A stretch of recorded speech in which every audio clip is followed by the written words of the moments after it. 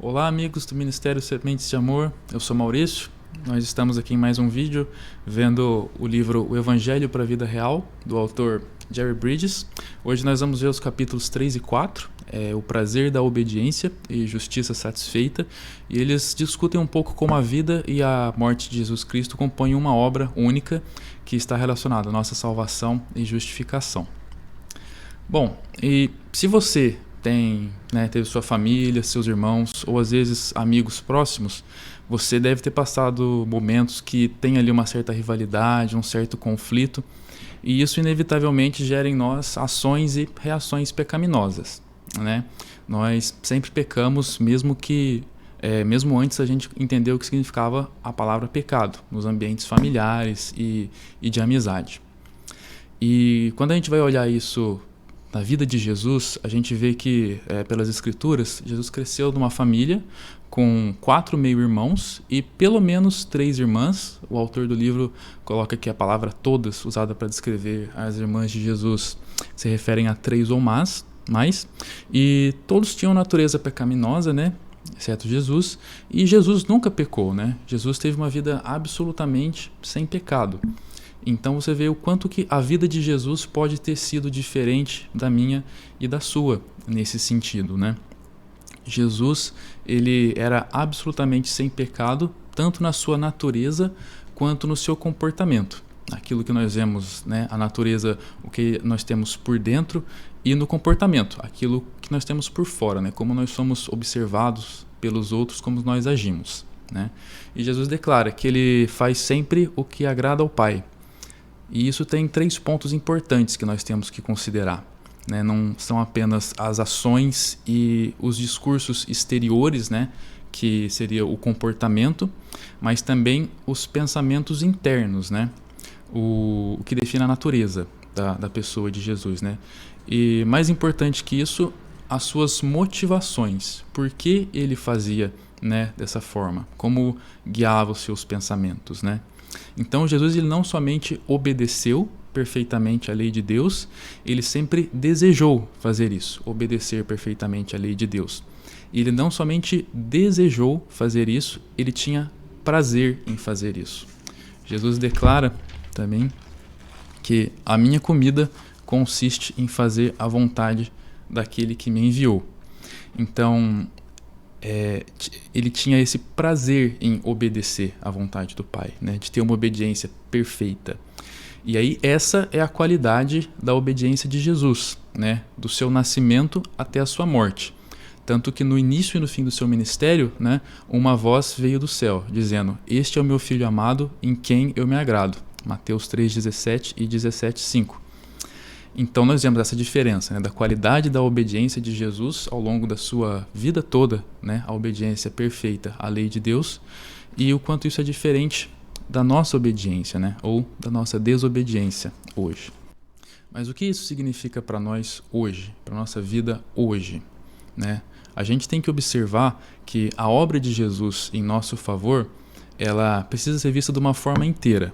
Isso inclui a sua vida, como nós acabamos de cobrir, também a sua morte e a sua ressurreição, né? E assim como a túnica de Jesus, descrita por João, era sem costura, toda tecida de alto a baixo, em João 19:23, esse também é o significado, o contexto da obra de Jesus por nós. A gente olha para essas partes separadamente, a sua vida, a sua morte, a sua ressurreição, mas todas elas compõem juntas a obra de Jesus por nós. Então, Jesus não apenas morreu por nós, ele também viveu por nós. Então, a sua vida perfeita de obediência ao Pai é muito relevante para o nosso contexto evangélico hoje, né? Tudo que Jesus fez na sua vida e na sua morte, ele fez no nosso lugar, como um substituto, um nosso representante perante Deus, né? Então, quando Jesus está obedecendo perfeitamente a lei de Deus, nós não poderíamos fazer isso. Ele fez isso em nosso lugar como nosso representante legal. E também, na sua morte, ele também estava cumprindo a vontade do Pai. Ele estava sofrendo a penalidade da lei que também era necessário para o cumprimento da lei perfeita de Deus, no nosso lugar. E assim a gente vê essa unidade da obra, né, de Jesus ao longo dos vários momentos.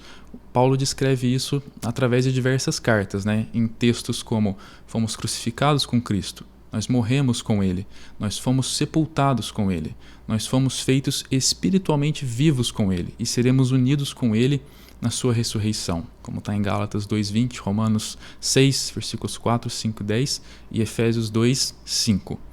Então, o que Cristo fez na sua vida e na sua morte, Ele fez por nós, porque nós estávamos legalmente unidos com Ele, pois Ele é o nosso representante. Então, quando Cristo vive uma vida perfeita, nós vivemos uma vida perfeita. E quando Cristo morreu na cruz pela nossa vida imperfeita, nós morremos na cruz.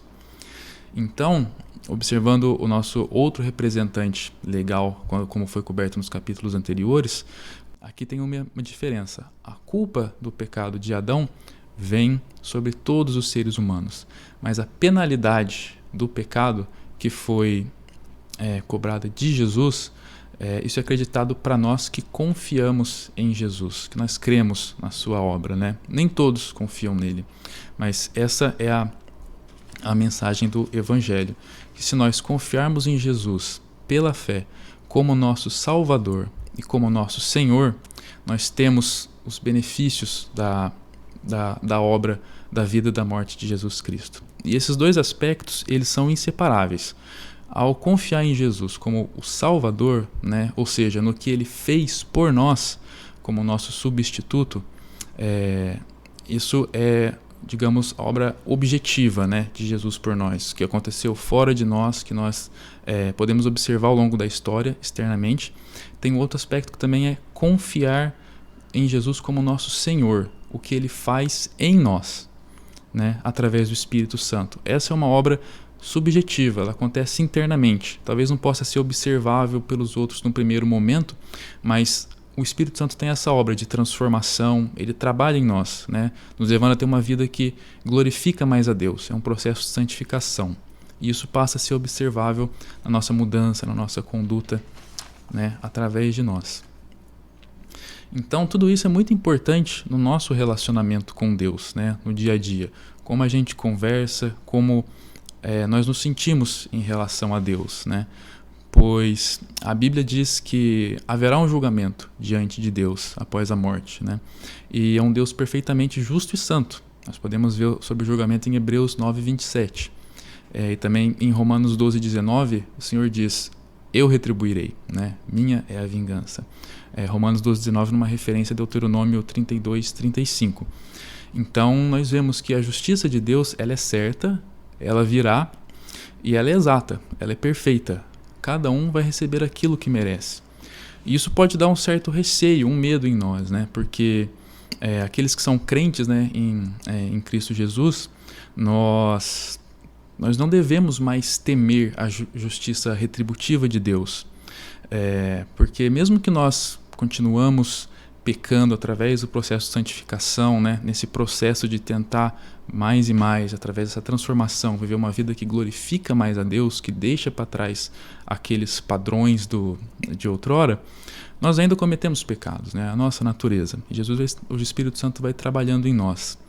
Mas nós não devemos ter medo da justiça retributiva de Deus em relação a esses pecados, pois a justiça de Deus já foi perfeitamente satisfeita em Cristo Jesus por nós, na sua vida e na sua morte.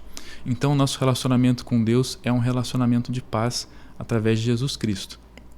E dessa forma, né, através da vida e da morte de Jesus Cristo, Deus mostrou a sua justiça e a sua misericórdia sendo perfeitamente executadas. Ele não prejudicou a justiça que deveria ser cumprida para poder mostrar misericórdia a nós, e ele não deixou também o outro lado em desequilíbrio, pois Deus age perfeitamente em todos os seus desígnios.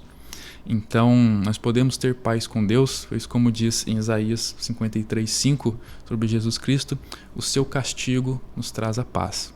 Então, esta é a mensagem do estudo desses 2 capítulos de hoje, irmãos, que a mensagem do Evangelho, né, a obra de Jesus Cristo, da sua vida, da sua morte, e nos capítulos futuros nós vamos falar mais sobre a ressurreição, que isso possa trazer aos nossos corações, através do poder e da conversão do Espírito Santo, a paz de um relacionamento com Deus e uma transformação de vida, que aqueles que são convertidos, que confiam no Senhor Jesus Cristo como seu Senhor e Salvador, têm no seu relacionamento com Deus. Que Deus os abençoe, que esse estudo possa ser de grande proveito para você, para a sua vida, a sua família. Deixe aí um comentário dizendo o que você gostou do vídeo, o que falou no seu coração. Nós nos vemos no encontro. Muito obrigado, que Deus abençoe.